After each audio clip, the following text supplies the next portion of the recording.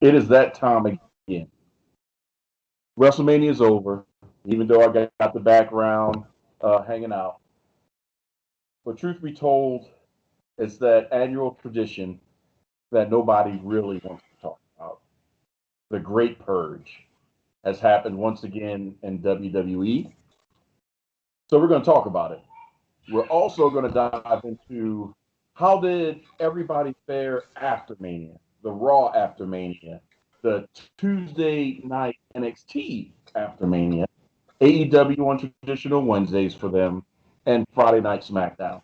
So as obviously you know by now, as a side of Wrestlemaniacs, you see myself, the People's Choice, you see the Nubian Sumo James. We're not as happy and go lucky. We may get there eventually, but not the best of movies immediately after, but it is that season. So, James, I know you had to start your libation, so go and tell us what you're drinking and what you're smoking to get prepared to discuss the purge. Well, ladies and gentlemen, tonight the Nubian Sumo is powered by the Shadow King and doing a little more work on my Michener's straight rye. Kentucky tonight. whiskey. Yeah, getting ready for Kentucky Derby season. We'll see how it goes this year. Which will be in a couple of weeks. So I'll be pulling out something very special come that Saturday before Kentucky Derby. If you're gonna do something special for Derby, then since I'm a B-more kid, I might as well just go ahead and maybe do something special for Preakness. Yeah, I got a little something I'm gonna pull out the woodwork for you. So just be aware that the Saturday before the Kentucky Derby, yeah, I ain't gonna go into it too much. Okay, yeah, don't get my mind starting to wonder what you're gonna pull out the hat. That's a scary thought in itself. So, the purge. Why don't you go ahead and unfortunately tell people who are now part of the 90-day non-compete clause and are pretty much going eventually planning their future endeavors. Okay, so as of the 15th of April, which, like you just said, is coincidentally the same day last year that they decided to do this.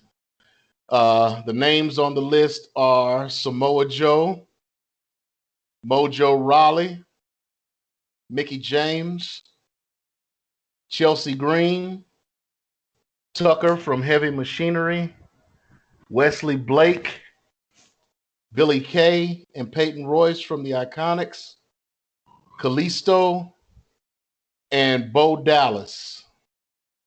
Now again, Oh, and the French announce team.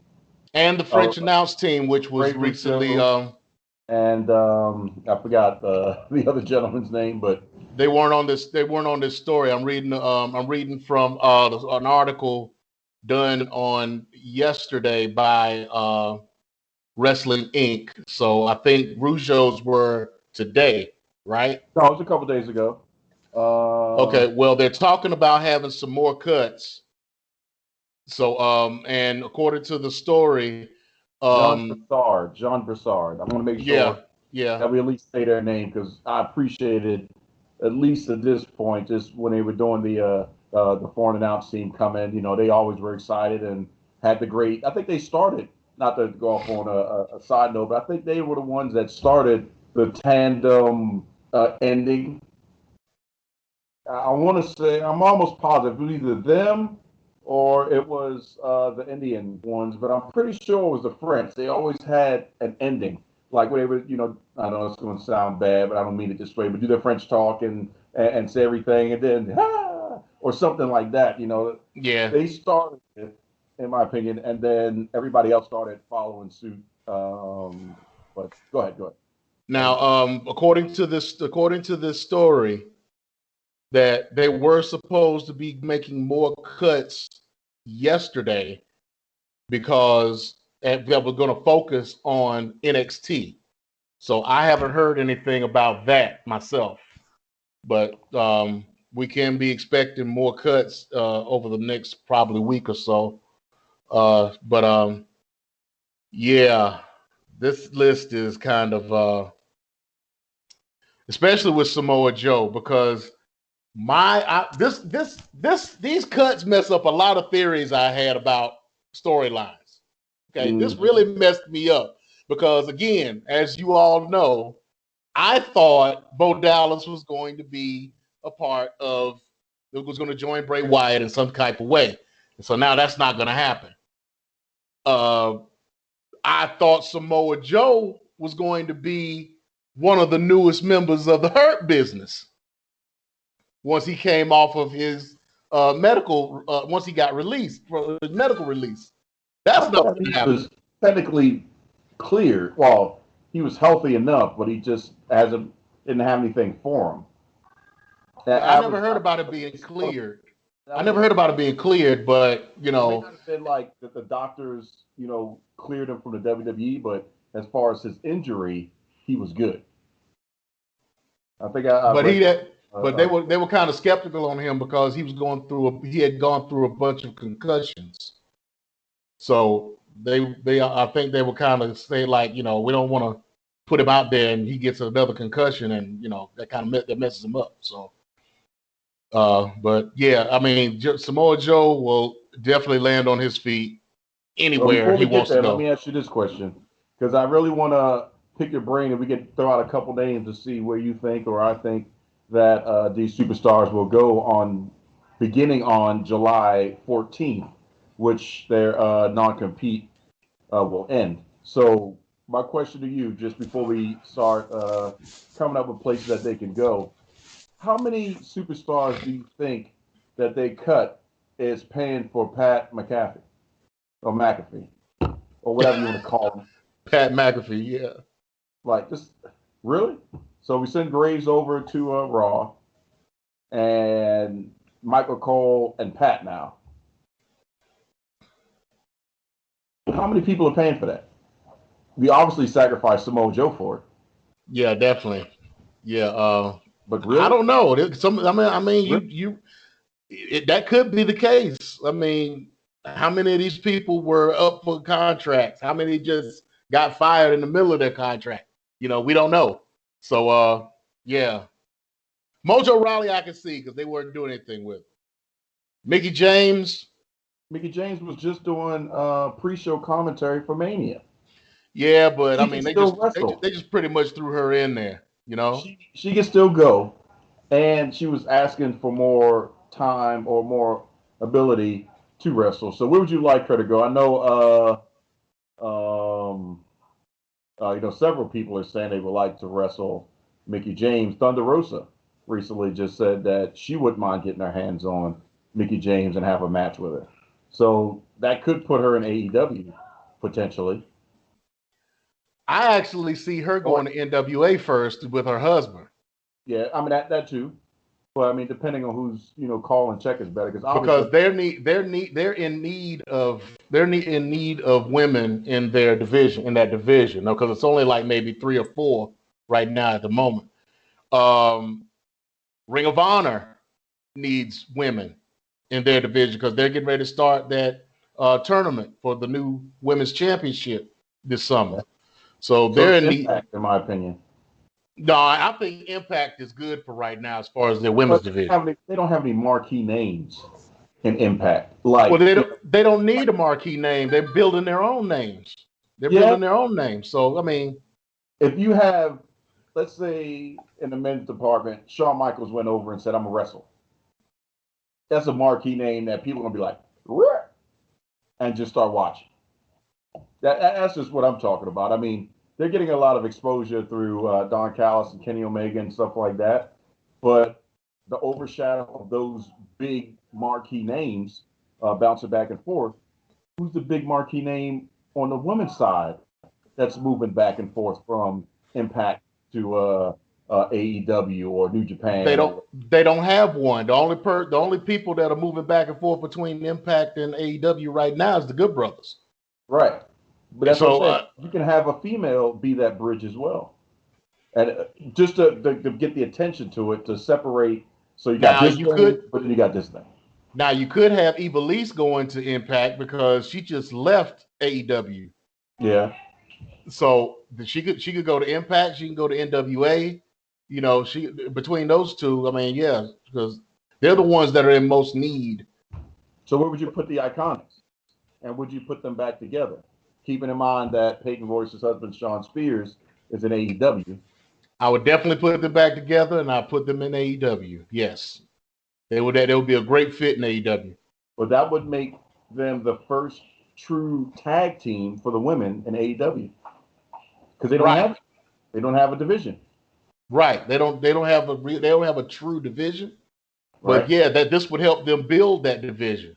Yeah, consider how So much talent they have, right, people they have signed. That kind of groups people together and closes the large amount of talent that they have, and it shrinks it because now you can create the divisions and have more things happen on the different shows on YouTube as well as what's happening on Dynamite. So where would you send Samoa Joe? Now keep in mind that somebody from his past has already said, "Hey, bud, kind of wouldn't mind having you back at Impact. Hey, bud, remember I those could, times? You I could. know, you and me being Jay Lethal." Some of those matches and scenarios that we had. So Jay Lethal was trying to Get him back in Ring of move. Honor. Yeah, I'm trying to think of a cool way to put it, but yeah, he wants him. He wants him down there. But if you were Joe, where would you go? Because he can go anywhere.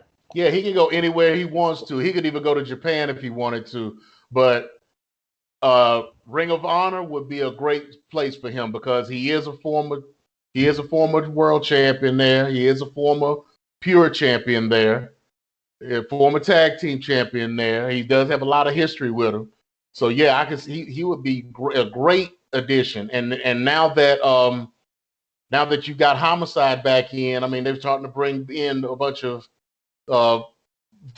their legends coming back. So yeah, I would definitely see him going to Ring of Honor if anywhere else.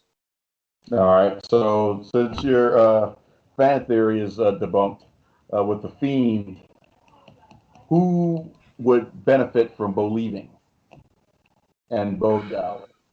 And to me, that's a tough one. That's why I couldn't figure out a perfect place for him to go. Partially because we haven't seen him in so long.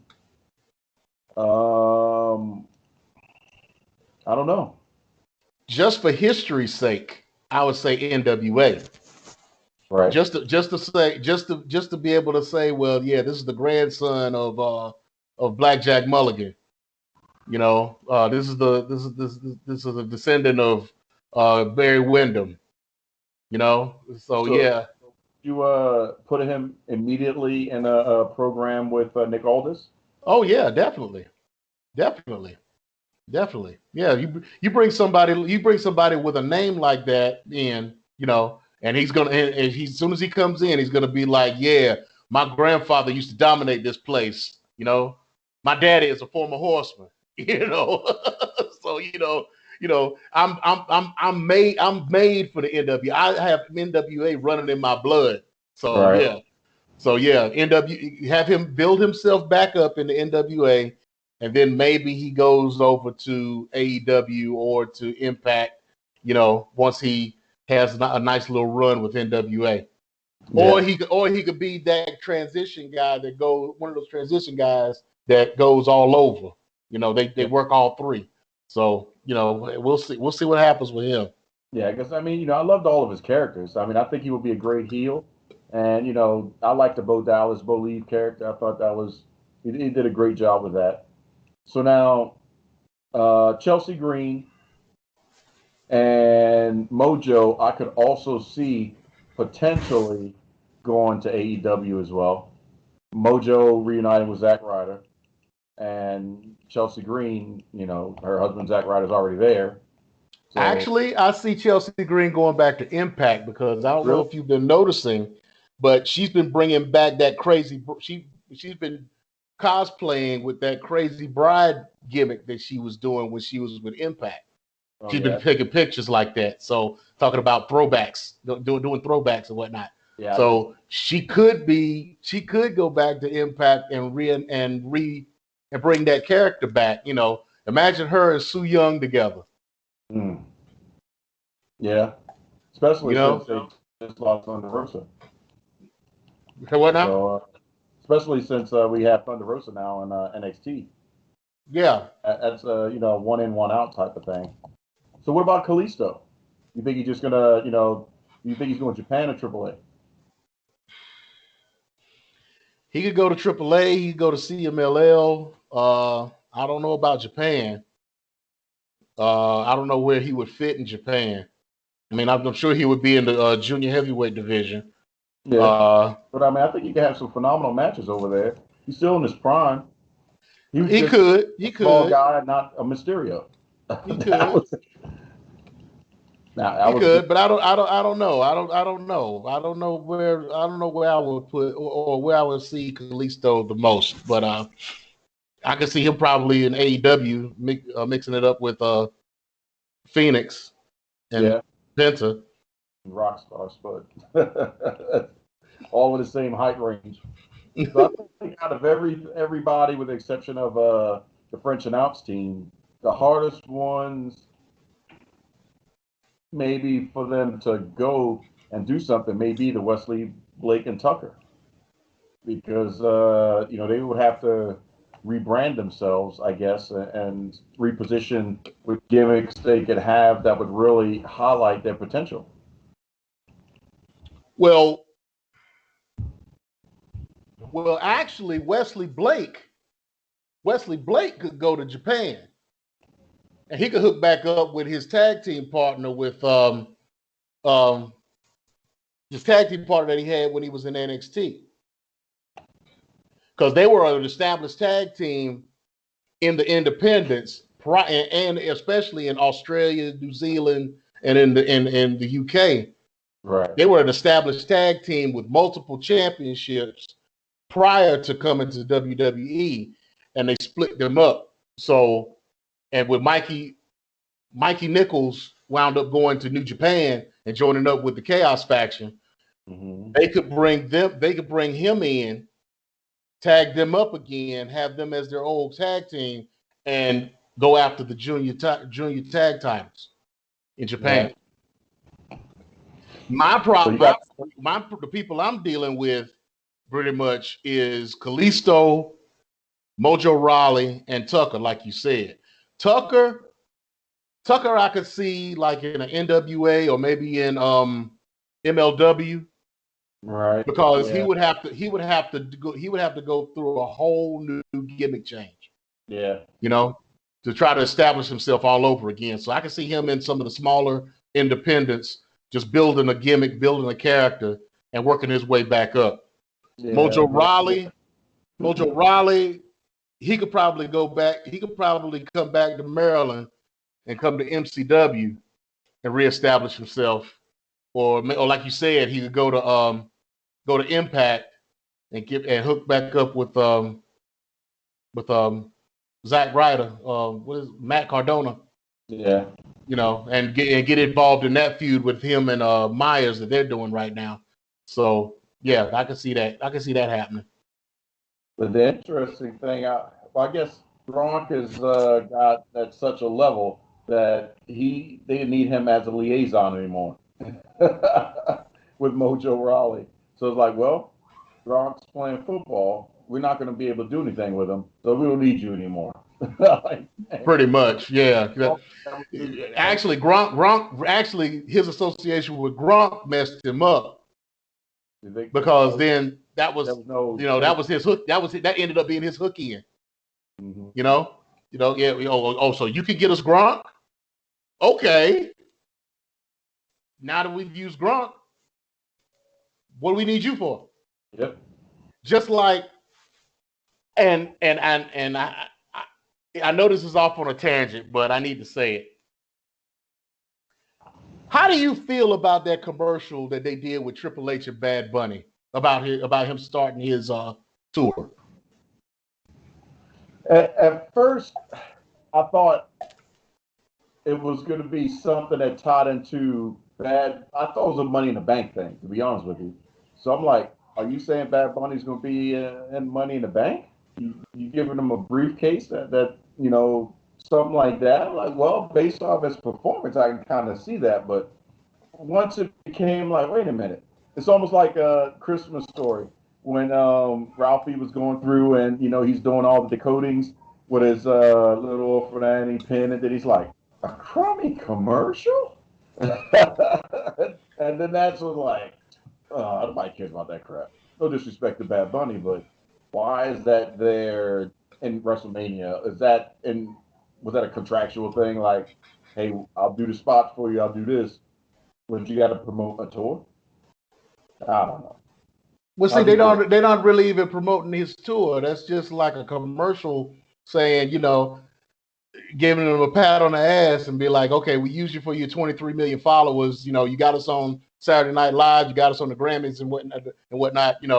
Thanks for using you. Pat on the ass, go and get the step. I thought it was disrespectful myself. No, I thought it was a diss. I was getting excited. Now, Logan Paul, that was a peace out, dog. Like you just had your little moment and then we're over you. We'll move on. But Bad Bunny actually transcended even higher than what they could have anticipated. So that was on a whole nother level of something special. So I don't think it was a diss. I just thought that. And that's the way I took it. That's just the way I took it. T-shirt or something that had the tour dates on it, and somebody was wearing it. I guess maybe just had to get that money's worth out of the truck. We got it anyway. Yeah. And just do something else with it to get our money's worth. Since we didn't already drive up shot. I just found it kind of,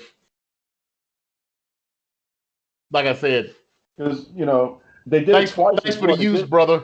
Thanks for the use, brother. They showed it on Raw, so that's probably why I don't think of it as a diss, because you got plugged twice on two large scale programs. So, yeah, but the tour isn't until next year, though. That's the thing. Nobody. It doesn't start until next year. I said that's why I thought it was just a contractual thing. Like, well, you got it in.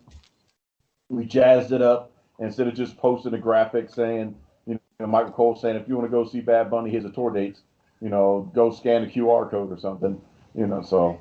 I mean, if they were going to dismiss him, all I'm saying is they could have done it in a better way. That's just my opinion. I think he'll be back. He did too good.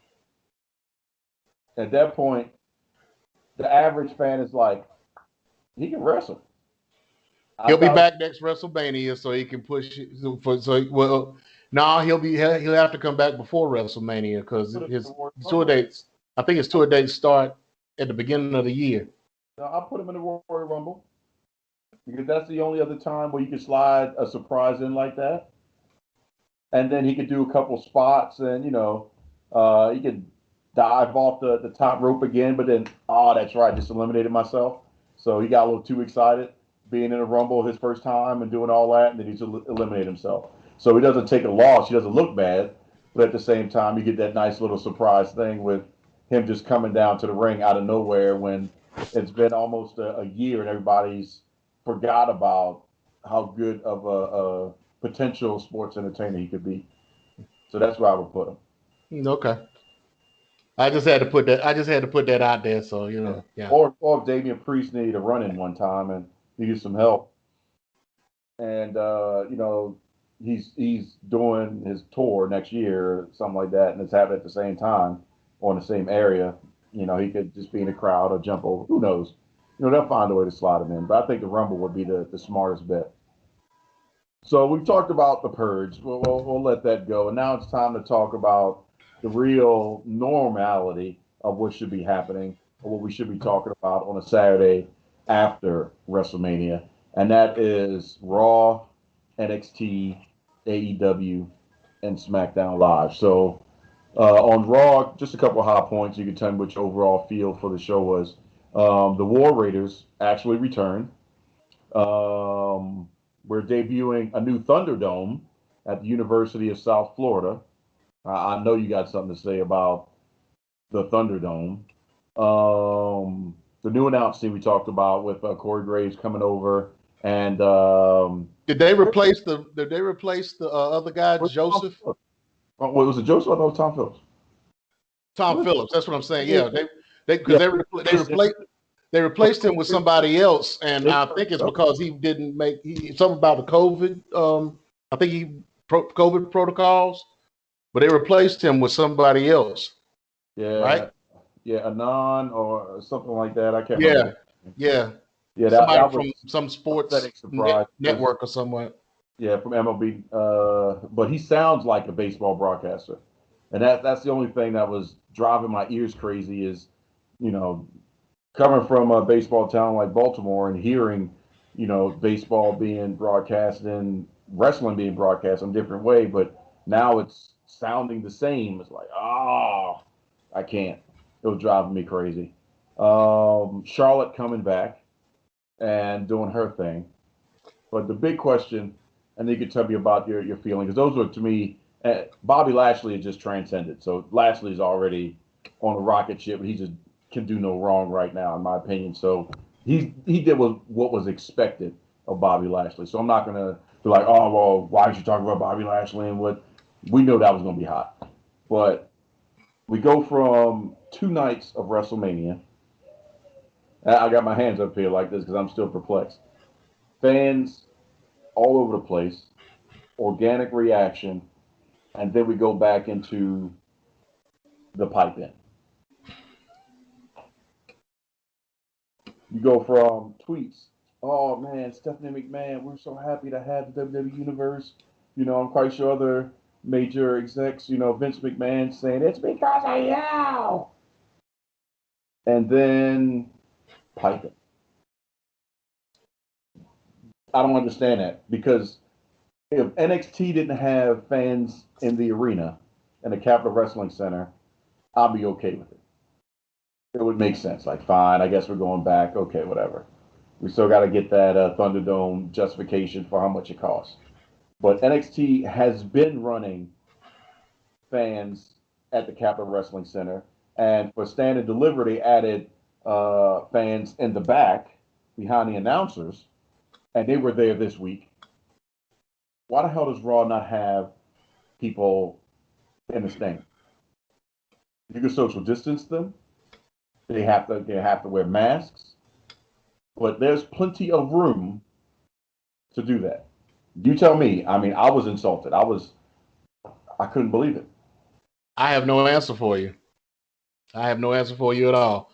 Now, the way they got this situation set up, as opposed to the previous place, I kind of like it because even though it's a smaller stage for them to come out of and a smaller ramp, they actually have people. They have the monitors Yeah. on that side of the ring, so So now it's all encompassing the whole ring instead of just having 3 sides. What was that Saturday night? I forgot, WWF Saturday night or whatever, where they had the WWF logo and the neon poles, and the wrestlers were coming out in that little small square. I can't remember I totally brain farting of what the name of that evening show was, but that's what it kind of reminded me of in look. Talking about Shotgun Saturday Night? No. It was the older set where you had the neon, main event. Yeah, that's what it kind of reminded me of, in that little square or tall rectangular entrance that they would come out of and stuff like that. It kind of looked like that almost, but you just got a Tron. And I didn't really notice how big the entrance ramp or the stage was for the entrance ramp until the Mysterios came out, because they do their thing where they cross each other and greet the fans and everything on each side and whatnot. And it was like, why even do it? I mean, it's such a small thing, I guess, compared to everywhere else. So that was Raw. What's your thoughts on Charlotte? It seemed like she had a longer promo, but I don't think she needs to, her. I don't believe Charlotte when she's saying, "I'm going to be all about me, Charlotte." I'm just the one, I'm that bitch, like, but Charlotte, that's what you always were. I don't see the difference in Charlotte other than the fact that she lost a few pounds and leaned up a little bit and changed the size, a cup size. But other than Well, that, she's been changed the cup size. yeah, but I'm saying other than that, you're still Charlotte. You don't have to prove anything. Charlotte was already on top. You're that person. You got the 13 times to prove it. All we need to do, like, she couldn't do anything to become a healer, in my opinion. She could be nice and help somebody out, be a face a couple times, but you know, the queen is the heel. It's like Nia Jax. Like, you can't change what you are. You're just going to be that good at being bad. So I don't know what she was trying to sell. I guess let me put it that way. Well, trying to Well, get around to. well, she was the face. She was a face when she was with Oscar. She was doing the Yeah, face thing when she was with Oscar. So this is her, and being that she was in the midst of making that transition to back to heel when she wound up leaving. So she had to reestablish herself as the heel and put herself back in the position to go after the women's title again. So so of course they're gonna put her with Oscar to try to finish that off because they didn't get a chance to. That was because Charlotte and Oscar was supposed to be the match at WrestleMania. mm-hmm. And then once they get done with that for maybe 3-4 matches, then she's gonna go after Rhea. Yeah, because I know they don't want to have it to where she's immediately going to Rhea and Rhea lost. That's Right. pretty much how that's going to go again because we've already seen that at a WrestleMania. So, yep. Well, I'm sorry, that was a takeover, wasn't it? Wasn't it a takeover? Yeah, it was Oh, a takeover. No, WrestleMania no, weekend. wait, no. It wasn't. Was it? Was it? No, it was. Was it a takeover? Yeah, I think it was a takeover. Yeah, yeah, because Charlotte won the NXT Women's Championship from Rhea. But wasn't that at WrestleMania last year? Oh no, I COVID. believe that was Wrestle. I think that was a WrestleMania match last year. It could have been. It's Yeah. like COVID. I mean, it's too many cinematics anyway. Who remembers that stuff? Last year was so, I stopped remembering last year. Anytime before stimulus checks, I don't remember.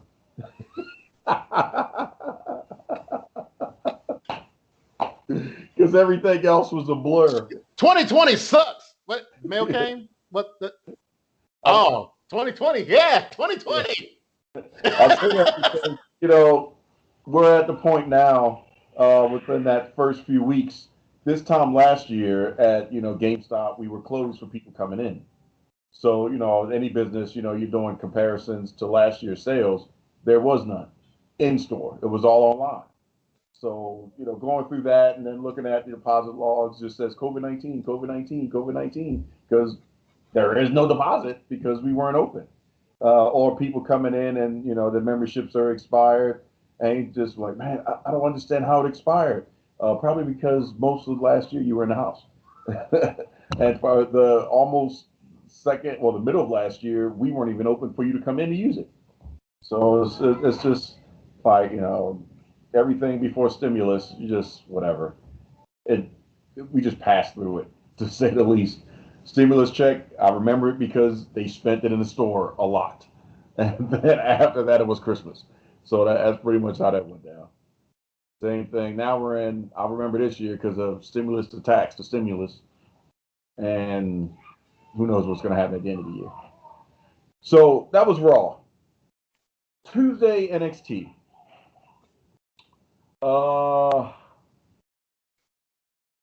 We talked about Taya Valkyrie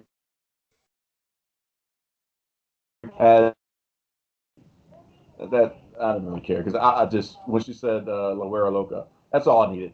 Give me a little bit of who you were into who you are, and you stand up against Raquel Gonzalez. I was more paying attention to the dog. I'm like, is this dog gonna have a wardrobe malfunction in the form of pee and poop in his ring, or not? So obviously they made sure they walked that little pup before the dog came into the ring. Good job. So that's going to be interesting. And then we had the women's moment with all three representation of NXT winning at WrestleMania. You had Raquel for her NXT Takeover Stand and Deliver moment during WrestleMania week. Bianca Belair, and we talked about it already. Rhea Ripley, all three champions in the ring, celebrating, showing that NXT is still the future and driving force of the business going forward, at least from Triple H's standpoint. But other than that, I think the only thing that really took my attention was the match with the Way and Dexter Lumis and his crew, and really I just became invested in seeing what was going to happen with Indy Hartwell and Dexter Lumis, and I think they played that really well. What do you think of Takeover Tuesday, first Tuesday? I mean, they did. They had a pretty strong show for Tuesday. My thing about the whole show is how they're bragging about their ratings and whatnot, being that they were on the show by themselves. They're like, yes, we had such strong ratings on Tuesday. I was like, yeah, but AEW's numbers went up too. So what does that say? I mean, just admit that you got your ass whooped and, Had to move. And well, it wasn't because of us, USA wanted to start showing hockey on Wednesday nights. That's their excuse. So hey, I mean, whatever the case, I mean, just admit USA was mad that they were losing.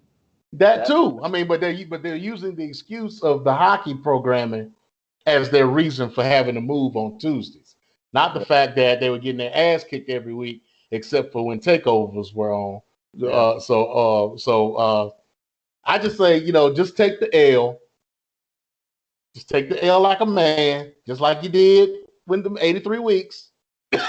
Just take the L, and then just keep it moving. That's all. You didn't have to mention the ratings. We knew the ratings were going to go up for you because you were unopposed. Mm-hmm. So I mean, go ahead. Unless Tony Khan wants to, shake things up and feel himself and pop a show out on TNT on Tuesday nights. Because let's be honest, the only thing I think aired on TNT on Tuesday nights is Law and Order, which airs a lot on TNT. So, filling it with and USA. Oh yeah, that too. But if he slid it on USA, Vince would be pissed, and then nothing he could do about it. Vince would be pissed. But I was reading an article. Speaking of AEW, is that people were starting to ask Tony Khan, "Hey, why are you doing so many matches and so much content?" And he said, "Well, we just want to build content because they want to start leveraging what they're producing and have that go towards bids for maybe their content being showed on the Paramount Network or Paramount Plus or whatever, something like that." So he's already looking at trying to ink a deal just like WWE did with Peacock. So that could put them on a Tuesday contention, A. B, that could make all their pay-per-views a lot more accessible because they'll be just on one of the Plus networks. So all you have to do, or most people maybe subscribe through their cell phone for free or whatever, is just spend the $10 a month or whatever it may be. And now you've got all of AEW's pay-per-views just living right there. And, the YouTube shows will now be on the Plus network. So that's going to be interesting. Hopefully that comes to fruition because I just saw the trailer for Picard Season 2 and Q's in it. Like, guess I'm going to have to get Paramount Plus when that starts airing. So if AEW's on Paramount Plus, it's a win-win. Then I'll definitely be in. But other than that, I don't know. But I wouldn't be surprised if HBO Max, since they like doing things, or dare I say, if they wanted to branch out and be a little crazy to have some live content, how would you feel about watching an AEW pay-per-view on Netflix? I wouldn't mind that. That would be something that would tip them into a different realm as well of live TV production. And as long as they don't do a TNN Nashville network and screw over somebody like they did with ECW just to parlay into a WWE contract, it could pay dividends for them as well from just a different perspective. and get more subscriptions back if they lost anybody now that the world is getting back to its norm. So we'll see. Just a couple thoughts out there. But that was Tuesday NXT. AEW's big thing. They had a couple big things. We had Anthony Ogogo out there. Jade and Red Velvet went at each other again, which I don't even know why they continue to put them together. We had the big moment, in my opinion, with Chris Jericho versus Dax and Iron Mike Tyson as the enforcer, throwing that punch like only Mike, well, that right hand like only Mike can throw. And then you had Darby Allin versus Matt Hardy in a Falls Count Anywhere match. But everything, pretty much, in my opinion, the whole show was to start leveraging the direction toward Blood and Guts with Pinnacle versus the Inner Circle. I think that, to me, that was the build going towards AEW. Now, well, I'll say my overalls in a moment, but do you think for the week after Mania, Dynamite was Dynamite? They put together a pretty good show, for post WrestleMania. I kind of wish they would have focused some of the time on what happened on the non-broadcast show. Since they didn't, they mentioned, I think they mentioned a couple of matches, but just in mentioning, they didn't show any clips or anything like that. I don't know if they're going to end up showing that as like a special, like they want to take a week off or whatever, and then they show that broadcast or whatever for that to fill that space, just so they can have some original broadcasting. But yeah, I would have liked for them to put a little focus on that, not even a whole segment, but just kind of go over what happened to kind of bring it into what was going on with that show. So, but other than that, yeah, they put together a decent show for their first night on their own without competition. So yeah, I think they did all right.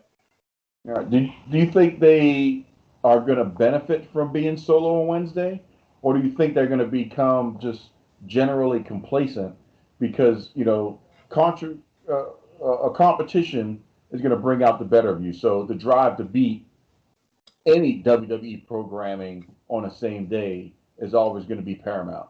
We need to make sure we put up the best numbers. We got to have the best show. We got to do the best booking. We got to have the best attraction. Now, there's nobody to compete with. It's just us.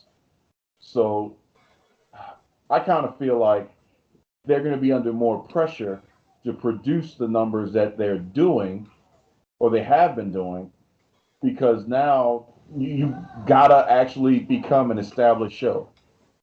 You're not rubbing off of okay, we're in the Wednesday Night Wars, so people are going to be switching back and forth just to see who's doing something cooler. Now it's just you on Wednesday. But I mean, what do you think? That's how I feel about it. Well, I think now that there is no Wednesday Night War, I think it's going to be more so us versus them totally. So they're going to try to beat their number. They're going to try to get their numbers to beat SmackDown and Raw now. So I think that if they're smart, if they do what they're supposed to do, they'll look at it as like, okay, well, we've beaten one of their shows. Now we need to try to beat the rest of them.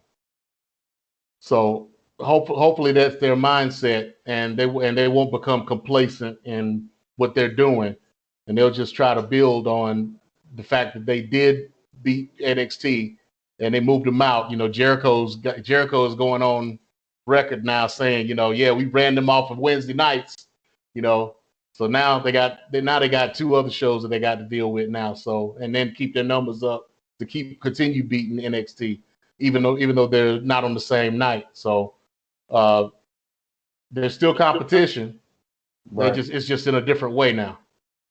Yeah. Now, if it was me, just to book it out there, I would intentionally start leaving innuendos in the first hour against, just keep throwing the word raw out there somewhere, like what you're trying to be raw, and then have the backstage lit in the red. You know how WWE does with, the particular colors for the brand and stuff like that. And just start kind of making little subtle digs and then book it to where that hour is going up against Raw. And then the second hour of Dynamite is SmackDown. And if you're outdrawing, your first hour is outdrawing Raw, and your second hour is outdrawing SmackDown in a major way, depending on how you want to book it, then, I'll be working towards the two shows and be like, we'll leave NXT alone. We've done what we need to do with NXT. They moved.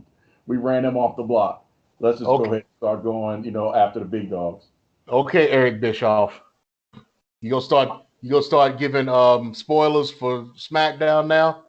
No. Here's the thing. It's not necessary, James. Kayfabe is dead. The internet has taken over Bischoff's job now in that department. So you don't have to be like, oh man, that's gonna put butts in the seats. Like, who cares? We already knew that so and so was backstage now. We've got TikTok videos and all this other stuff. So the internet wins in that. But that's just what I would do.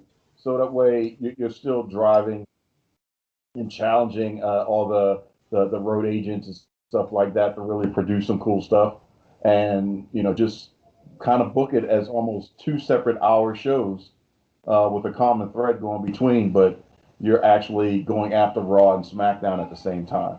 And if they can successfully do that, that would force the WWE and Vince to make some changes. No. You would have to. We'll see what happens. Do something a little bit more edgy than agreeing to Chris Jericho. Have you watched it yet? All of it? There's what session with Chris Jericho? Oh yeah, I watched it. I watched it. I watched it actually before it actually aired. Because somebody actually leaked it, and I wound up watching it, which was good because I've been working some 12-hour shifts, and I wouldn't have been able to watch it after WrestleMania. So I actually got to watch it that afternoon. I actually got to watch that instead of what I should have been watching, which I'll bring up later on, and that's so Nubian. But yeah, it was good though. It was real good. I'm glad that they actually did it. He actually wasn't hamstrung as far as what he could talk about and who he could talk about. He talked about a lot of people in AEW, and they went into his career a lot. And, a lot of in and out of WWE. So I mean, it was a really good interview. Yeah. A really good interview. I agree, and he gave props out to Vince, but also at the same time did make mention that he's not sure if he's welcome. At the same time, like, Vince trusted me, to do certain things and to be the guy. I don't know if he still trusts me now, because he's over on the other side trying to beat me, because how Vince is competitive. But at the same time, at least to me, I wanted to tweet out to Eric Bischoff to see if he felt like this is the equivalent of what he should have done, he being Vince, saying, okay, go and do it. Pronouns, pal. Pronouns. Yeah, I know. If Eric felt like, man, if I would have opened the gate when DX was at the Georgia Dome, if I would have opened the gate and let them in, is this the equivalent of that? Because it's not like AEW is defunct, as we know. They're still rocking and rolling. They push you off on Wednesday, and on Sunday, after your main event of WrestleMania, on a traditional book Sunday, you have the competition's number one guy, the guy that solidified them as being something to watch, is with your other former and pretty much still mainstay number one guy in Stone Cold Steve Austin. That's what I would love to propose to Bischoff and ask him, like, do you correlate that as being, man, I wish I would have had the wherewithal. I know he said he wished he would have opened the gate, but, that's an edgy move for Vince. People don't give him credit for that, but that's an edgy move. It is. It is, and I give him credit for that actually And letting it happen. So and they didn't you disrespect know, either side. no, It was nice. It was clean, but at the same time, it was transparent to the point to where it was 2 hours. So this is the first 2 hour Broken Skull, but we could actually do another 2 hours. oh And yeah, do a round two. oh yeah. There's plenty. There's plenty left in that, and left over that they could do another good one if they wanted to. Yeah, no doubt. And it also shows that, even though he's not here, but KG's dream of that hand reaching across the aisle for a crossover could still happen in some fashion under Vince McMahon's rules. Yeah, but I mean, I still don't see it. I mean, yeah, he did this with Jericho. He did this with Jericho probably as a olive branch for next year's Hall of Fame. But I still don't see. That's what I was thinking. But I'm not saying like Kenny Omega coming over, but Chris Jericho in a match with AEW superstars in the front row could happen. It could happen. Jericho versus KO could happen again. It Because could. there's still some unfinished business. Right. That's what I'm saying. Like, because it's one thing if you got the person going to the Hall of Fame and they're not, well, Kane, I guess, will be one of those exceptions, is still active or could wrestle. But Chris Jericho, at the level and the age that he is, to perform at the level that he is incredible. His cardio is second to none. And I think 12 months from now, if they give him the nod, he would probably slide in that I'd like to have one more match. And it could happen. And it could happen next year. I'd love to see the Painmaker in WWE. I'd love to see Judas. No, the Painmaker with Judas. Yeah, in WrestleMania. The New Japan Painmaker coming out to Judas in a WWE ring. Well, yeah, that would be nice. Then it needs to be the Painmaker versus the Demon. He needs to go against Finn Balor. That would be, character-wise, the best matchup that I think it could be. Or if he's still the tribal chief and the head of the table, blah, blah, blah, blah, blah, blah, blah, Roman would also be somebody that Jericho could play off of, but they would have Jericho lose to him. So I wouldn't want that. So I would think Kevin Owens, regardless of who he goes up against, he'll probably lose. He has to win the match. He has to win the match. Yeah, he won't win the match. I mean, come on. No, look what they did to Sting. Yeah, but they also, hindsight being 2020, regret that. At least, some people regret that. They don't want to say it out loud on a lot of avenues, but behind closed doors, they regret that. That NWO versus the DX match should have went another way. Yep. But picture it. Let's say if it's, Jericho versus KO and everything is going crazy, and then, KO, he's going to get in somebody's face, and he could have gotten Darby Allin's face or Sammy Guevara's face or Santana on the Ortiz, because we know how expressive Ortiz is.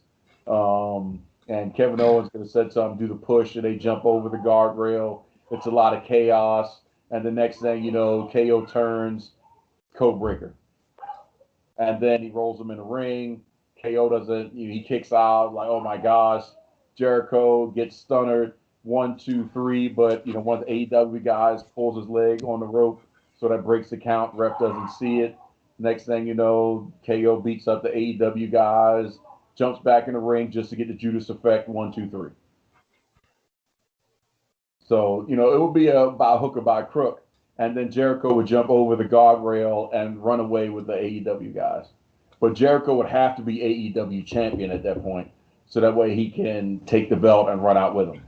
You could play, something like that, to where if he won, it'll be almost like, okay, he escaped it and then he's just out, type of thing. You know, I don't know. I wouldn't have him lose. Yeah, but And that'll be the extent of the olive branch. if they follow history, which We know how that is. yeah, and they do the right, and they do what's best for business. Well, we know. I just said what's best for business, but No, what's best for them. what's best for business is what is usually done. I mean, I'm going into my gym. I'm putting on my Jim Cornette hat now. Oh, So I mean, for him to come in, there's no reason for him to actually win unless they're going to do a long run with him. So if he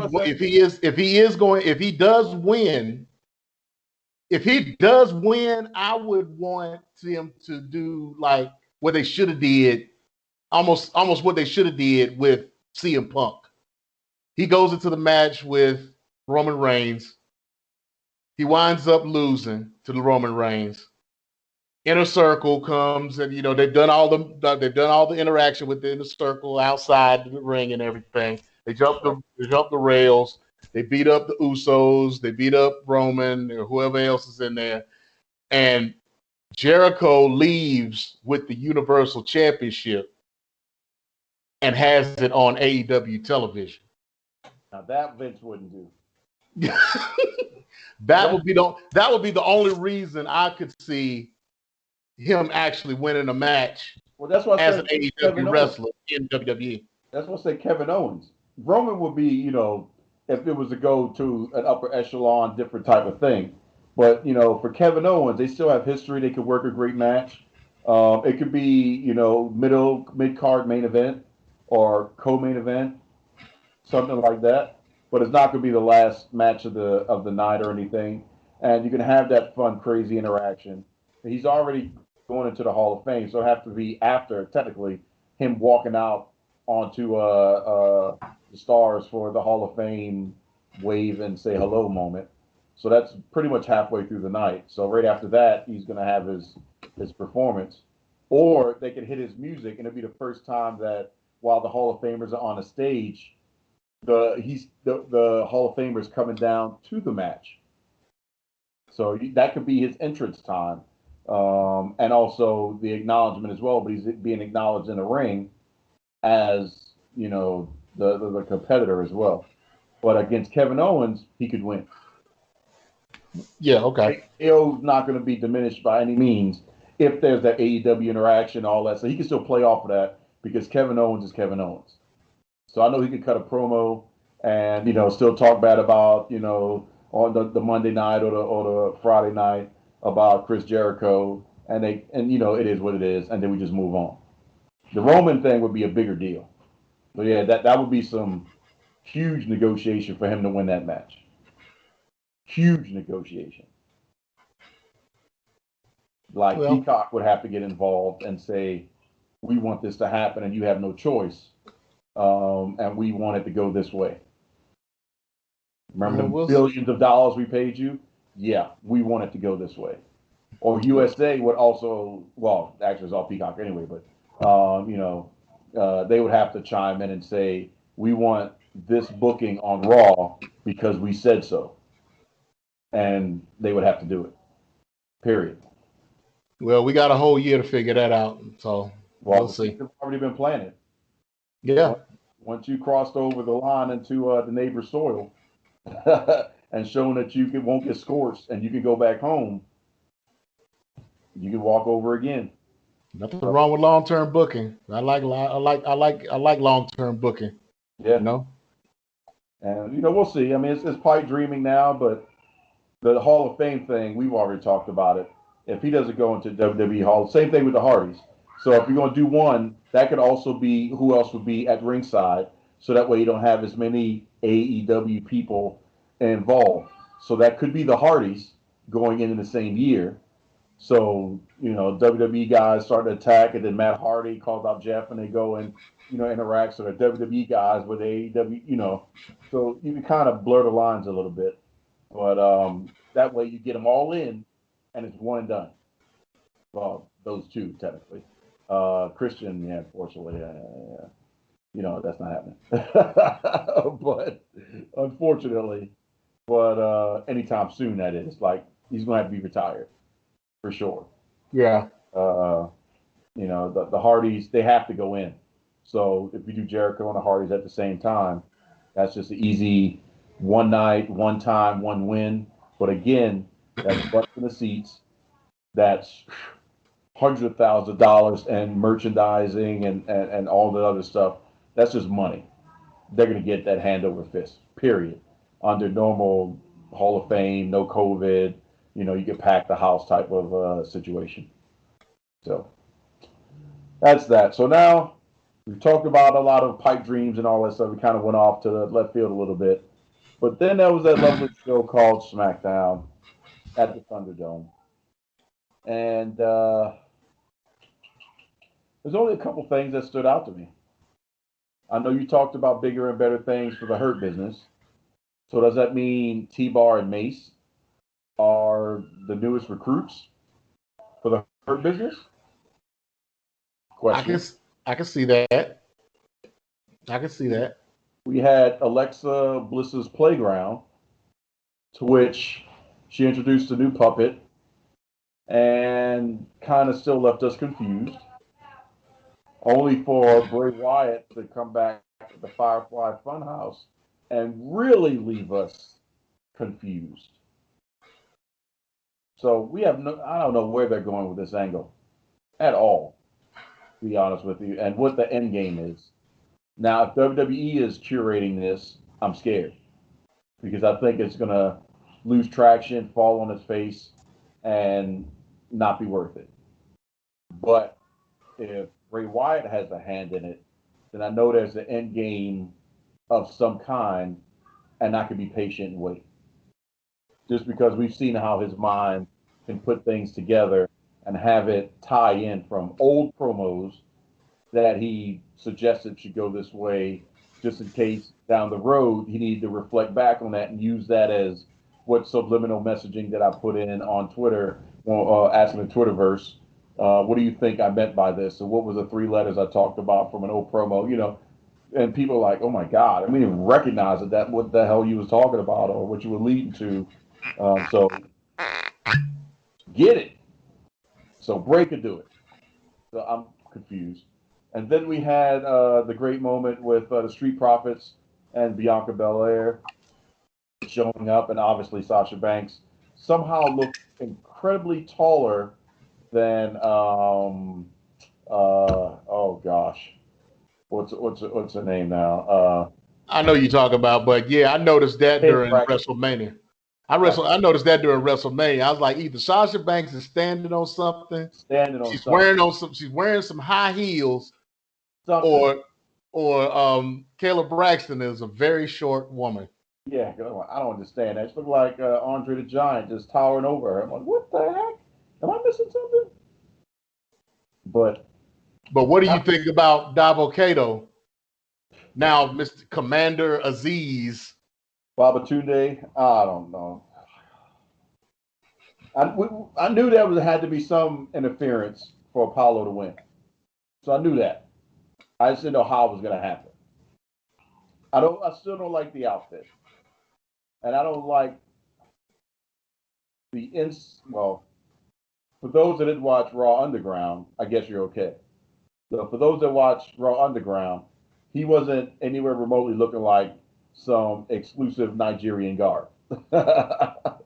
So I'm still bugging off the fact that this dude had to grab somebody's nuts to win a match during Raw Underground.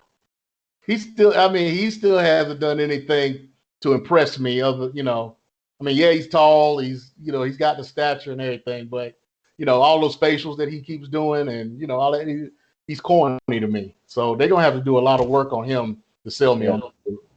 I agree. So we'll have to see how that plays out. Now I think on the other side, Omos and AJ Styles, Omos is getting a masterclass.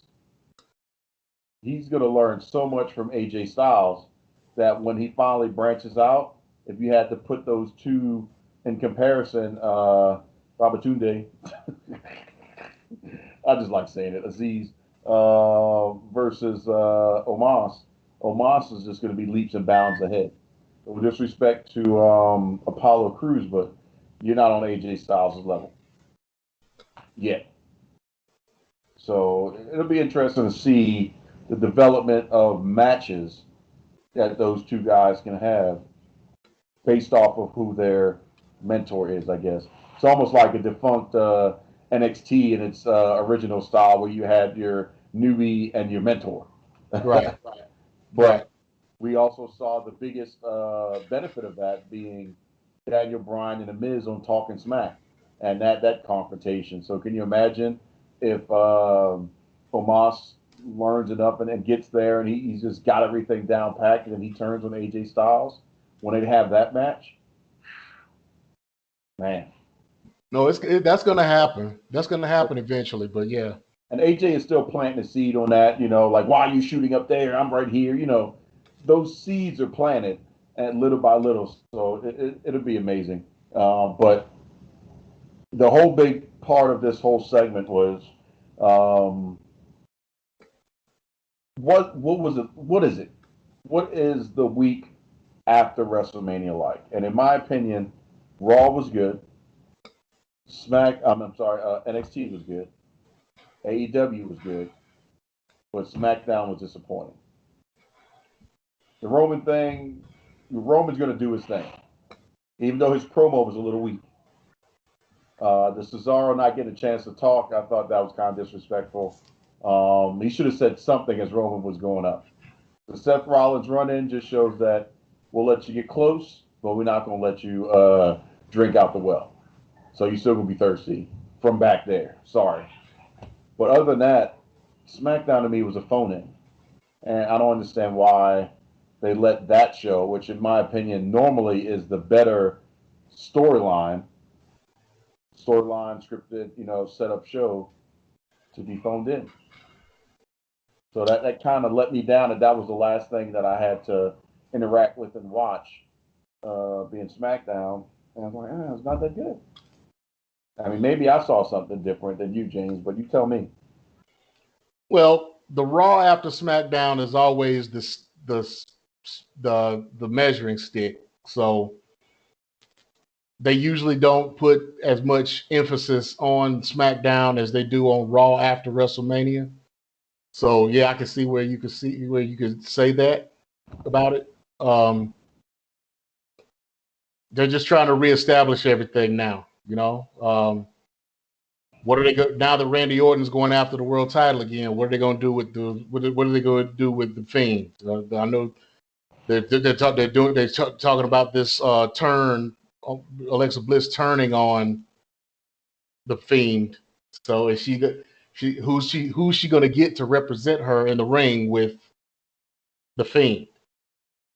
That's the next. That's going to be the next question.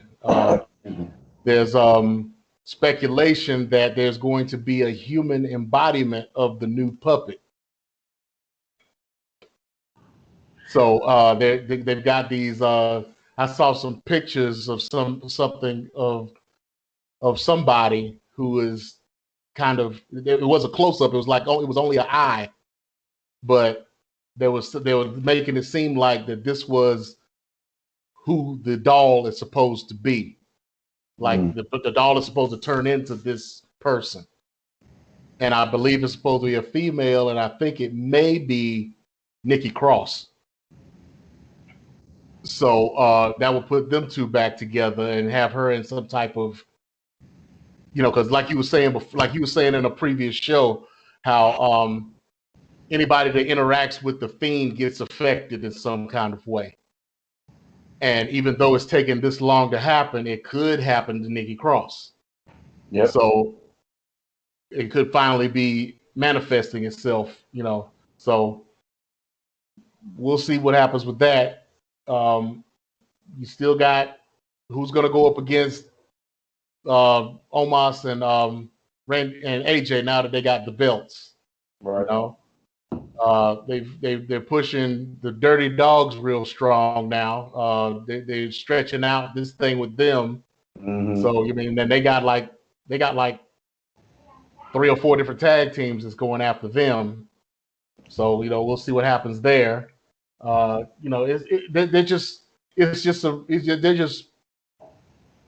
just trying to put themselves together for the rest of the year. That's what these shows are after WrestleMania. So it's just a new reboot as they do every year, and we just have to see where they decide to go with it. Yep. Okay, well, I guess as we talked about going with something, it's about time we've made everybody wait. I know you two miss the most secondary important segment ever. You say that with such enthusiasm. I wanted to see if you was going to blow that out, or if you were going to savor it. I was trying to jab at you there. Yeah. But that's just Nubian. He's ready. You saw him just set down the pad. So he's going to do what we love for him to do every single time he is on the show and does this segment. He pronounces names that very few people can get right. Like Los Gubernables. Every time we do, I'm like, how he get that right? But whatever. So, ladies and gentlemen, and I'm not actually saying it right. I don't say it like I'm supposed to.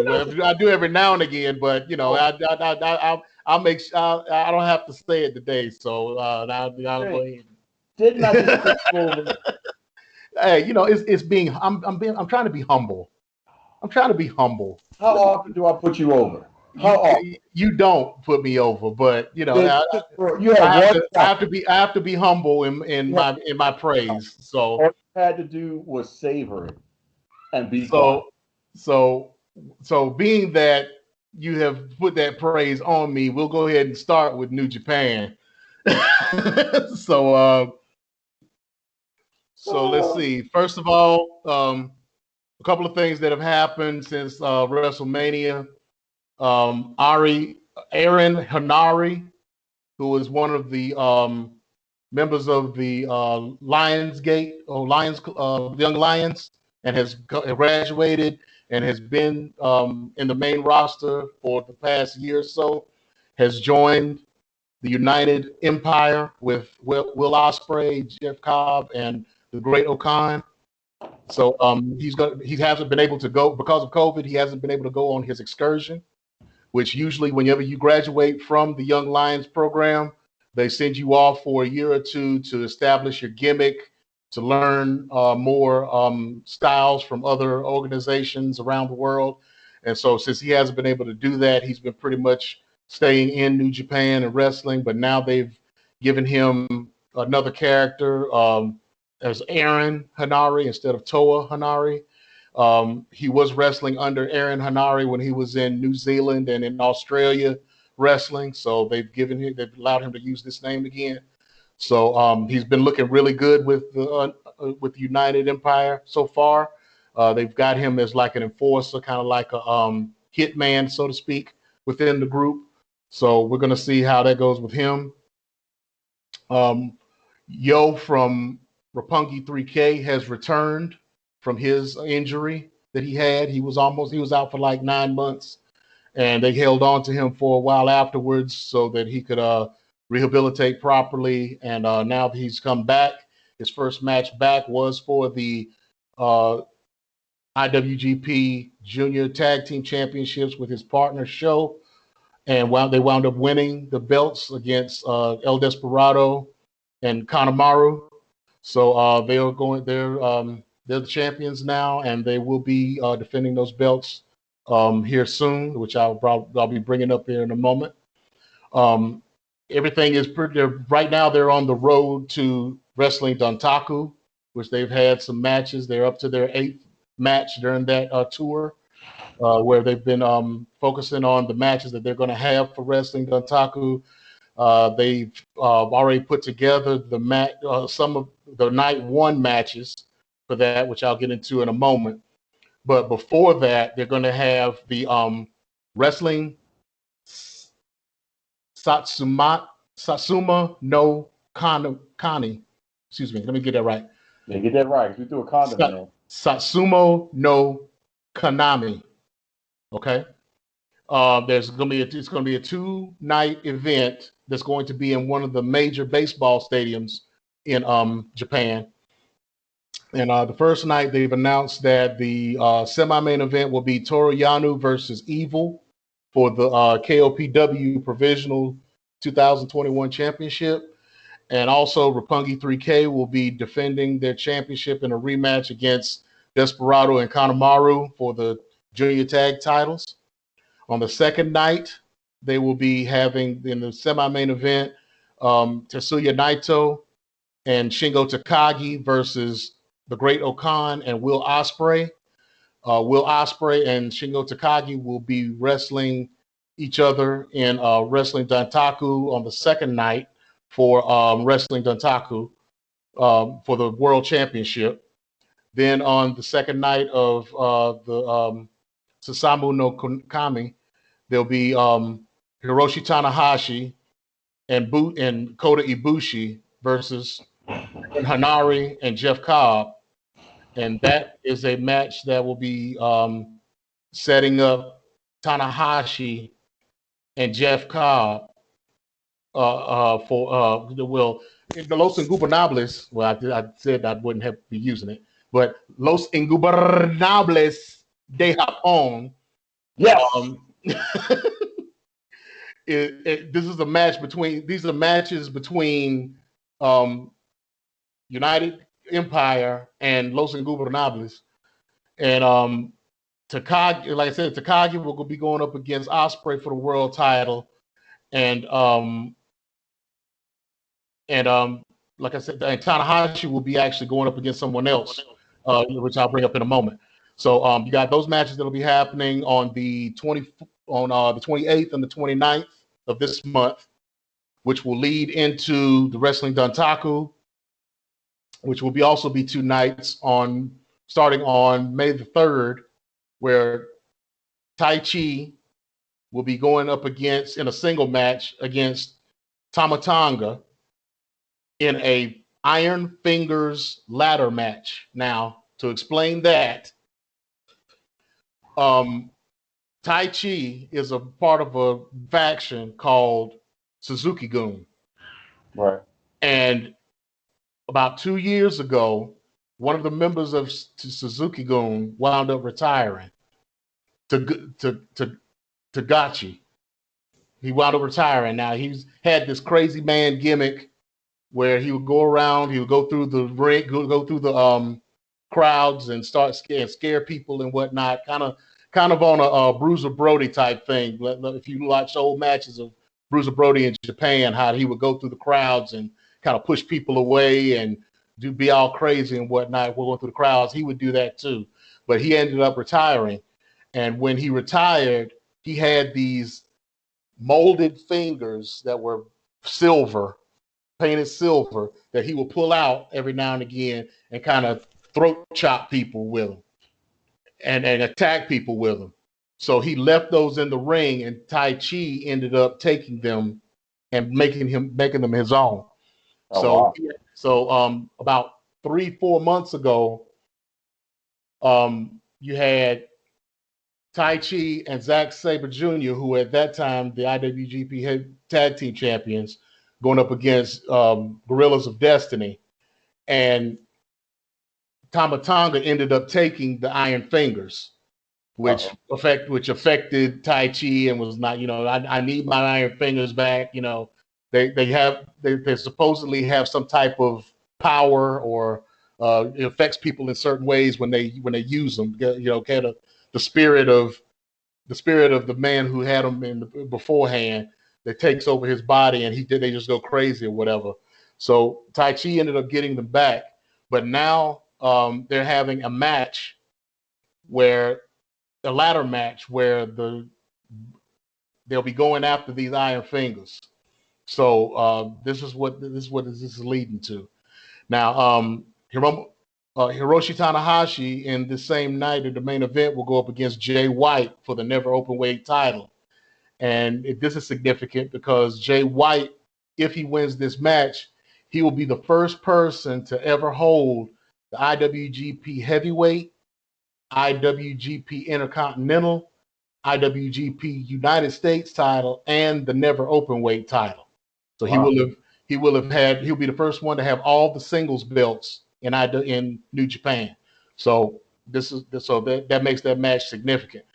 And on the second night of Wrestling Dontaku, you'll have El Desperado, who is now the IWGP Junior Heavyweight Champion, defending his belt against Yo from Roppongi 3K, where he said, now that I'm back and I'm healthy and I can show that I can perform in the ring, I want to now go after the junior title, which I've never had. So so they're having that match. And then, as I said earlier, Will Osprey will take on Shingo Takagi for the World Heavyweight Championship, which will be the second defense of this title since Will Osprey has had it. Right. Now, something else that is going on within New Japan is the New Japan Cup USA tournament that started right after the New Japan Cup Japan tournament, where the winner will be should be the number one contender for the United States title, which is what happened with Kenta when he won last year. But they've changed it up now. So not only will the winner get the cup and be the champion for the New Japan Cup USA, but they have also now established a New Japan Strong Openweight Championship, which they introduced the belt a couple of weeks ago. Right. So yeah, that show will have its own championship now. So in the first round matches, you had Clark Connors, who wound up being beat by Leo Rush. You had Filthy Tom Lawler, who beat Ren Narita. You had Hikuleo, who is the brothers of Gorillas of Destiny, and the youngest son of Haku, wound up beating Fred Rosser, and Brody King ended up beating Chris Dickinson. So and which is funny because Brody King and Chris Dickinson are now part of a faction together in Ring of Honor called Violence Unlimited, which includes what was it? I mentioned his name earlier in Ring of Honor, just coming back. Homicide. Okay. He's part of that faction along with Tony Deppen. Okay. So I found that funny that they put them together like that. So they're not incorporating Ring of Honor with New Japan as of yet. So we'll see what happens with that. So you had so in the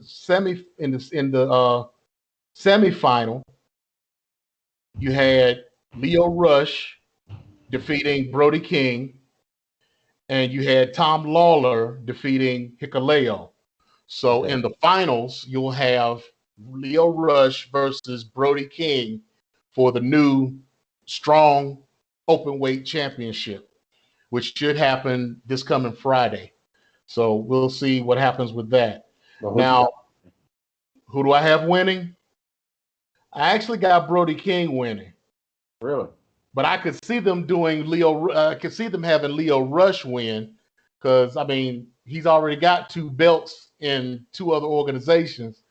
They could put the belt on him and just start him on a run like they did Austin Aries a few years back, So it'll be interesting to see. I'm going to make sure to watch that match and get back to y'all about that. Now, again, when I was watching the Chris Jericho Broken Skull Sessions interview, I should have been watching for the show Impact, because Impact had a show that Saturday afternoon, before the first night of WrestleMania on Impact Plus, which was their Hardcore Justice pay-per-view, which was totally booked by Tommy Dreamer. So in that in that pay-per-view, you had a four-way match, a three-way tag team match where you had TJP, all the main members of the three tag teams were able to choose their own partner for that match. So they didn't announce who the tag teams were going to be until the match happened. So TJP wound up getting his tag team partner followed by. You had Ace Austin, who wound up choosing his partner, Madman Fulton, who he usually tags with. And then Josh Alexander, who was the wild card. They were trying to figure out who he was going to bring in as his tag team partner. And he ended up bringing in Petey Williams. Ooh. So Josh Alexander and Petey Williams ended up winning that match. And now that's going to lead to another match that I'm going to bring up in a little while. Now, Mataharu Shira wound up wrestling Hernandez, of which Shira won. And the match was a chairly legal match. A what? Chairly legal, like barely legal. You know, he's just kind of trying to throw back to ECW stuff, you know. Right. But he called it the chairly legal match, which just meant that chairs were legal in the match. Okay. So Shira wound up winning that match with the help of what's his name? He was a former partner of his, and they ended up with Rohit Raju. Rohit Raju came in. They had actually broken up their little faction, and Raju came in and helped him win the match. And they're trying to see if they're going to put them back together again. If they're going to, so we'll see how that goes. Right. Luke Gallows wound up defeating Black Taurus from the faction Decay in that match. During a earlier part, like a pre-show thing, Matt Cardona wound up getting jumped by Johnny Swinger, or Johnny Swinger came in and interrupted his promo that he was cutting for him. So they wound up getting into a match called a mystery crate match. So it's kind of like the Feast of Fire matches that they used to do back in the day, right? Where they had 4 crates on the ring, on top of the ring posts, and whatever was in the boxes they could use during the match. So Johnny Swinger ended up opening the first 3 boxes himself. The first box had a framed picture of Scott Hall in it. Okay. It didn't end up getting used, but it was there. The second one, Swinger put his hand into the second box and was digging around in it for a while, and then when his hand came out, it was trapped in a rat trap. Oh my gosh. So I think that was a throwback. That they mentioned a throwback to another match, but they didn't mention what the match was. So so then the third box had a set of brass knuckles, of which Swinger tried to use them. Matt Cardona ended up ducking him, hit him with his finishing move, which he now calls radio silence, which is the leg drop that he used to do back in WWE. It wound up winning. Now Cardona did get into the 4th box, but he didn't use what was in the box. He actually, after the match, he actually took the box with him as he was leaving the match. So we didn't know at that time what was in the box, but that'll come up later. Right.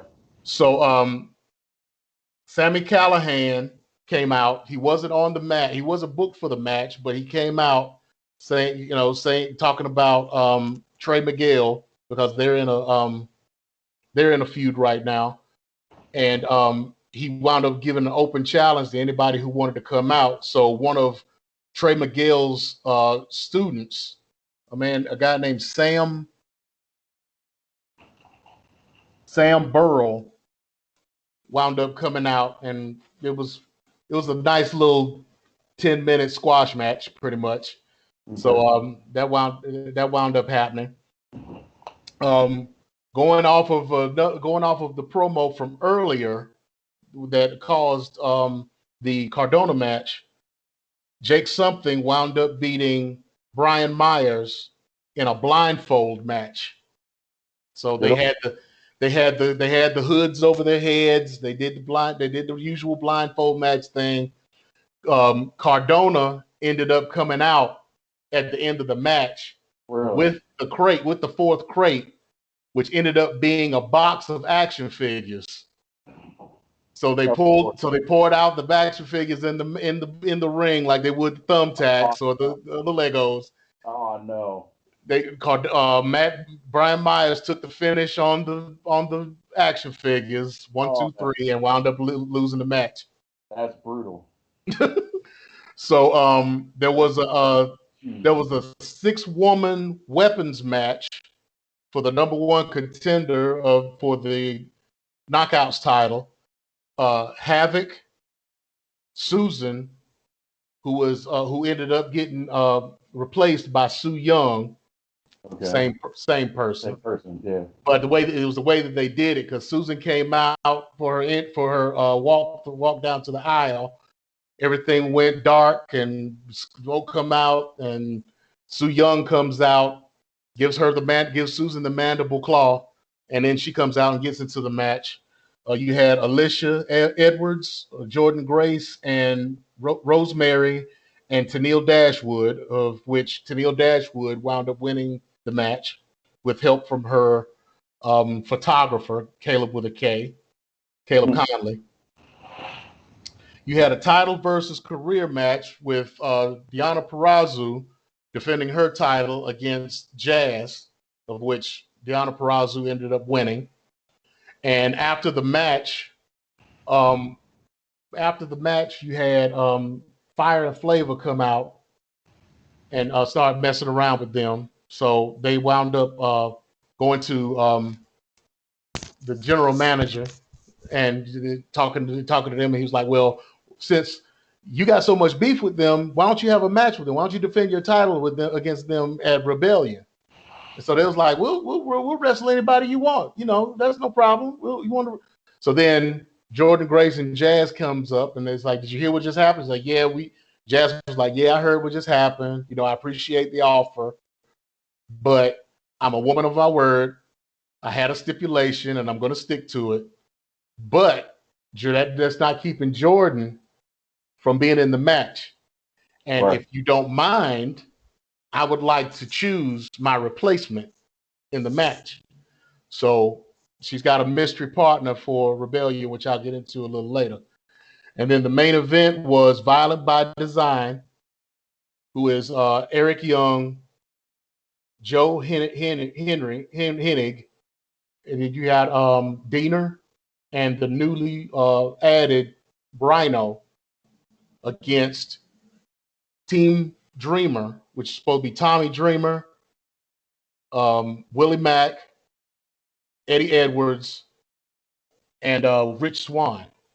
Now, before the match, Tommy Dreamer got jumped, which we didn't know at that time who jumped Tommy Dreamer, but he wound up getting replaced by Trey Miguel. So Trey Miguel came out, and Violent by Design ended up winning the match. So that's the end of that pay-per-view, which is going to lead to the Rebellion pay-per-view on the 25th, which will include Violent by Design having another 8-man tag match against Willie Mack, Eddie Edwards, and they're adding James Storm and Chris Sabin to the mix. Okay. So that's going to happen. Brian Myers is finally going to get his one-on-one against Matt Cardona. TJP, Josh Alexander, and Ace Austin will be wrestling for the X Division title, which is held by Ace Austin at this time. You got Sammy Callahan and Trey Miguel, who will wrestle in a last man standing match, of which we've now found out that Sammy Callahan was the one who jumped Tommy Dreamer, saying that, you know, the whole time I've been trying to you've got all the skills to be a great wrestler, but you're missing passion. And I jumped and I got rid of Tommy Dreamer to put you in that position so that you could show this passion. And so that's going to happen. Deonna Purrazzo will defend her title against Tennille Dashwood, who got the #1 contendership in the pay-per-view. The Good Brothers will finally get their rematch against FinJuice for the tag titles, because FinJuice, once they won the belts, they wound up having commitments in Japan. So they've had the Impact Tag Team Championships in New Japan, just having them. They haven't defended them or done anything with them. They just have them, and they are recognizing those belts during the show. All right. Then you have Fire and Flavor going up against Jordan Grace and her mystery partner for the Knockouts Tag Team titles. And the main event, as we've talked about in numerous shows, is Rich Swann versus Kenny Omega, title versus title, winner take all. There was a press conference during the last Impact show on Thursday where both Tony Khan and Impact Wrestling has said that there will be a definitive winner. This won't be like a disqualification or a double count out or a double pin or anything like that. There will be a definitive winner for this belt, and they will possess both titles. Now, the new wrinkle that they brought into this is they're going to have a special guest commentator for the main event match, and that will be Mauro Ranallo. Mamma Mia. So Mamma Mia will be yelled out at some point during that match, I'm sure. So we're going to look forward to hearing him again, because I actually enjoyed his commentary in NXT while he was there.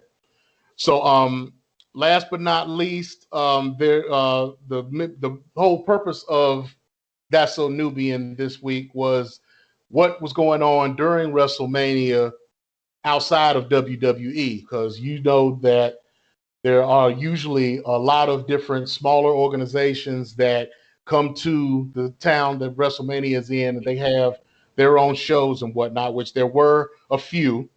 Most of them were put on by GCW, Game Changer Wrestling, which is the organization that's run by Joey Janela. And they had a bunch of shows in a parking lot at a nightclub in Ybor City, which is one of the suburbs of Tampa. And some of those matches were Joey Janela's Spring Break, which he's been having annually every year. Josh Barnett's Bloodsport, which Perry brought up on the show, on the Saturday night WrestleMania show. You had Effie's Big Gay Brunch, which is a alternative wrestling show that has been going on for a while now. Jimmy Lloyd's Degeneration FVXS. You had the GCW For the Culture, which was a second show that they had, which is pretty much a gathering of a bunch of African-American, Latino wrestlers that they put on. This was the second show for them. Planet Death, The Acid Cup, No Peace Underground, Unsanctioned Pro, and Alley Girls Hot Girl Shit show, which that show was an all-women's show and was main evented by the Faye Jackson Gay Sweatpants Battle Royal, which is something that she's been putting together for the past 2 years. She was supposed to have it last year, but because of COVID, they didn't have it. So they finally had the show this year. She announced her retirement not too long before this show, but she was actually there for the show and for the culture show that they did, because she was supposed to actually be in that. She was supposed to be wrestling in the For Culture show with her tag team partner Willow Nightingale. They have a tag team called Thick and Juicy, which, if you know who these two women are, you know where they got their name from. And they were supposed to be in a match with the Knockouts Tag Team Champions, Fire and Flavor, of which they wound up with getting a replacement for Faye Jackson. And Fire and Flavor actually defended the Knockouts Tag Team Championships in that match, of which they retained, of course. So there were a few other organizations that did have matches and whatnot. There were a lot of Impact stars that were in these matches that I noticed. There were a couple of Ring of Honor folks that were involved in it. A lot of independents that were up and comers or have been in wrestling for a while that hasn't really made the main stage for any of the major organizations. But this is usually their time to shine during these matches during WrestleMania, so they can be looked at. As a matter of fact, this is how Jordynne Grace got into prominence, because she was in the show. She was in a show about 3-4 years ago and wound up showing up and showing out, and is where she is right now. So, so that's it for me. Again, we'll be going over the next That's So Nubian. We'll be going over the pay-per-view for New Japan. We'll be going over the pay-per-view for Impact Wrestling. We'll see what else is going on with MLW and NWA, which hasn't had anything going on recently because of the WrestleMania week. So we'll catch up with them on the next time around. So, did you have anything for me? No, you covered everything to make sure that people, could see that there was still things happening during Mania week, so it was semi-normal, to say the least. So that's a good sign that everybody is able to get out and bring more sports and entertainment to all those folks that came into town, that came a couple days earlier, obviously, to make sure they had everything situated, and then they had some entertainment before the big 2 nights. So, yeah, and Game Changer. I mean, yeah, it was in a parking lot. I mean, it was old school. I mean, it was like old school, like high school gym type stuff. I mean, they had the chairs out. It was a big parking lot, so they had a lot of space to deal with. No mats on the ground, so they were dealing strictly with the concrete. They ended up doing like maybe 3 matches a day, because the all women's show that I was talking about, they had a start time of like 10 o'clock in the morning. What? Yeah, so they had that show. They had that show. Then they had one of the other shows that I mentioned, and then I think the Bloodsport show was that same night. Okay.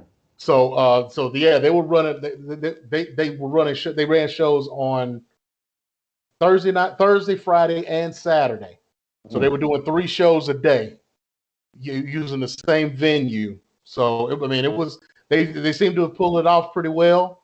All the shows had their own uniqueness, so there was no real. I mean, there were some shows that had the same people in each show,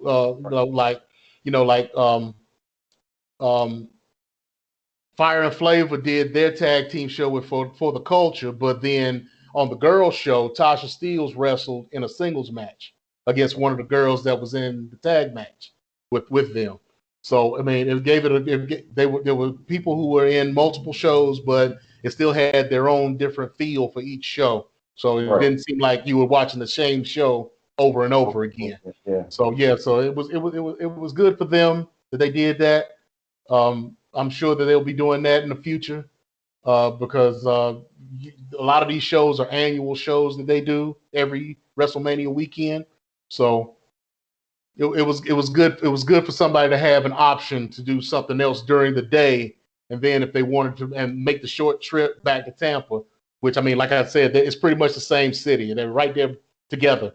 So they didn't have far to go to those shows and then go back for WrestleMania. So it was good. Well, shoot, I'm happy. And then, hopefully there's some good exposure to be had for some new superstars to be brought into other organizations. But just like those superstars would be exposed to be brought in, it's time for us to be brought out. So I think we've been pretty impactful tonight. We covered a lot of our feelings about the aftermath of WrestleMania and, the annual Purge. We'll see if there's going to be any Drake Mavericks that's going to get that immediate callback based off of internet reaction. So we'll see. I will say the front runners are the Iconics, Billy Kay and Peyton Royce. More so, if Peyton says, "Hey, I'm going with to be with my husband," then Billy Kay could be coming back. I would, in my heart of hearts, I would see that happening sooner than later before she gets on a plane and packs life up and goes back to Australia. So I think Billy Kay will come back. It could be just a way to reinvent her character and have her come back in a different fashion instead of the comical Billy Kay. But with that, I guess it's time for me to put on my KG hat and let everybody know that you can, as always, listen to us on our home base of Anchor. You can also hear us on Apple Podcasts and iTunes and Cashbox, Stitcher, Overcast, Pocket Cast, Podbean, Podtail, what was it, Rocket Tail? Owl Tail. Owl Tail, yeah. Stripper Tail, you know what I'm saying? Hootie Tail, just somebody's tail. And you can also watch us on YouTube too. So YouTube, so just like everybody in their campaigns for YouTube, like, subscribe, hit a bell, do some other crazy crap, comment, all them weird things that you're used to hearing people ask for on YouTube. We just like to be part of the party. Did I forget anybody or any other platforms? If we did forget anybody, all you need to do is Google Sideline Junkies and all of our outlets will come up. So you can do it that way. That's pretty much it. So, tomorrow will be Sunday Rise, and the boys will be getting back into their sports talk. So they had the week off because we took over last week for Mania Week and had a lot of fun doing all those shows. But now it's back to bees' Nas for the boys to start talking about some baseball, football rumors and situations. And then pretty soon, in about less than 100 days, we'll be talking about the Olympics and gymnastics, which I know is pretty big, but also because we are the Wrestlemaniacs, keeping an eye on who's gold, silver, and bronze, hopefully all from the U.S., because as things have shown, you win a gold medal or a medal in the Olympics, you have a straight pathway to sports entertainment potential if that's what you like to do and if you're a fan. There are already some feelers out there, so there's some names out there that are going to be involved in the Olympics that the WWE is already looking at. Yeah. So could we have the next Kurt Angle? That was a big shoes to fill, but if you get a gold medal around your neck and it's not broken, you got a better shot. But if since you brought up the Olympics, Kazuchika Okada last week wound up running with the Olympic torch in Japan. Oh wow! So that was a big deal as far as New Japan is concerned. Oh yeah. So one of the top names in their organization getting to run with the Olympic torch. So yeah. So. Well, there's a lot to discuss and a lot to talk about. So we hope that you continue to listen to all the wonderful podcasts that are part of Sideline Junkies. Definitely come back and listen to us and look at our faces. I feel like over time we do get better looking and we grow on you. If not, we'll just cut the video on James. So, Or you can start drinking like I do, and everybody looks better once you start drinking. yep, of any type of beverage. So, if you're drinking a Coke of choice, then maybe some. No, that's not what I meant. No. I was just trying to be, but I didn't want to leave out the people that don't drink. We want to be all inclusive. Why you got to be discriminatory against, non-alcoholics? Just because I can. We almost made it through the whole show before you had to be a butt. But I appreciate you, staying true to form because the sumo's going to be sumo. So he's got his smoke in. He's almost done. We saw him pour him a little extra something. So we going to let him go ahead and get nice on his own. And then I am going to do whatever the heck I'm going to do. And then next week, hopefully, we'll have KG back after celebrating his anniversary with his wife. So unfortunately, I can guarantee she didn't get him a wrestling belt for their anniversary. Yeah, that's pretty much a given. So unfortunately, we don't really care what happened tonight then. But if he somehow does have a wrestling belt, we want all the deets, and we'll make sure all that tea gets spilled on the show. So just like all the time, we don't do overtime, but we always encourage you to diversify your bonds. Konnichiwa, bitches.